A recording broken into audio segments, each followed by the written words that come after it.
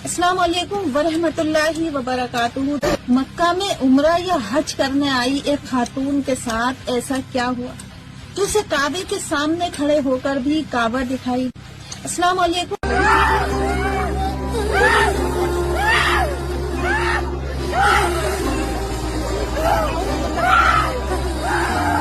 में अजीब मेरे साथ मामला हुआ।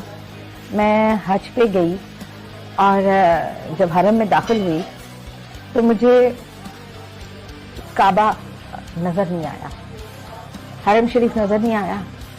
सबको नजर आ रहा था, बस मुझे नजर नहीं आ रहा था। और मैं मुझे समझ नहीं आई और मैं ऐसे ही लौट आई और बाकी सबको नजर आया, सबने सब किया, मुझे नजर नहीं आया। और मैं इस चीज को लेके बहुत परेशान हूँ कि ये क्या मामला था और मुझे क्यों नजर नहीं आया। उस पर उस टाइम के जो मेजबान थे उन्होंने कहा कि ये ऐसी कौन सी आपकी जिंदगी का ऐसा वाकया या ऐसी चीज है, आपसे ऐसी कौन सी खता या गलती हुई है कि जिसपे अल्लाह ताला और रब आपसे इतना नाराज हो गया। तो पहले तो खातून ने कोई जवाब ना दिया, लेकिन बाद में जब उस प्रोग्राम के हवाले से उस खातून को उससे डिटेल गुफ्तगू की गई तो उसने एक गुनाह का इतराफ किया। वो गुनाह ये था कि वो औरत का पेशा था मुर्दों को नहलाने का, मैयत को गुस्ल देने का।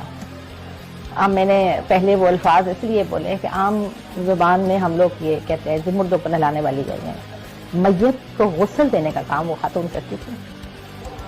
और एक फैमिली थी, उनमें भाई इकट्ठे रहते थे। एक भाई और भाभी का इंतकाल हो गया, अचानक किसी एक्सीडेंट में हुआ और उनके 2 बच्चे थे, बेटा या बेटी। तो इन्होंने जब वो मियाँ बीवी का इंतकाल हुआ, ये इस खातून को गुस्ल दे रही थी, तो उन्होंने कि जो दूसरे अजीज़ो अकारब थे, चचा चचियाँ वगैरह, उन्होंने इस खातून को एक तावीज़ दिया और कहा कि दौरान गुस्ल तुम इस खातून के मुंह में दबा देना, जो मैयत थी उसके मुंह में दबा देना। अच्छा, उसको काफी पैसों का लालच दिया और वो लालच में आ गई।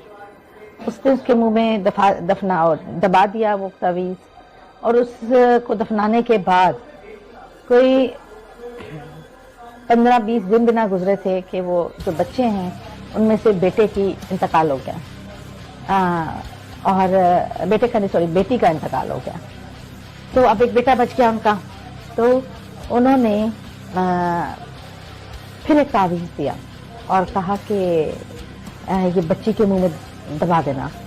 तो वो उसने फिर पैसे के लालच में ये कर दिया और महीने के बाद उस बच्चे का भी इंतकाल हो गया। मतलब उस बच्चों का पूरा खानदान खत्म हो गया और उसके इवज जितनी जायदाद और दौलत थी और वो बाकी भाइयों में तकसीम हो गई।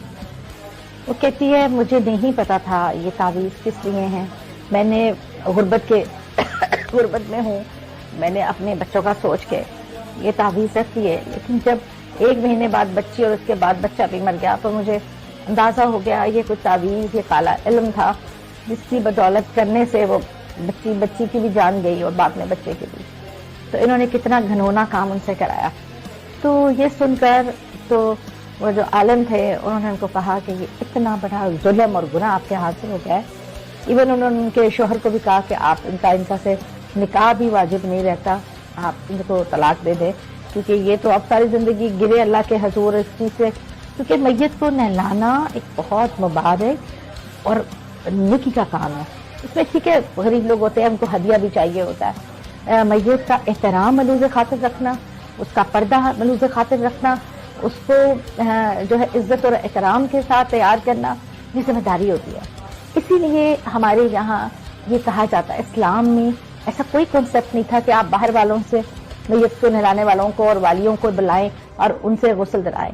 जितने अपने लोग प्यारे अपने अपने हाथ से अपनों को गुस्ल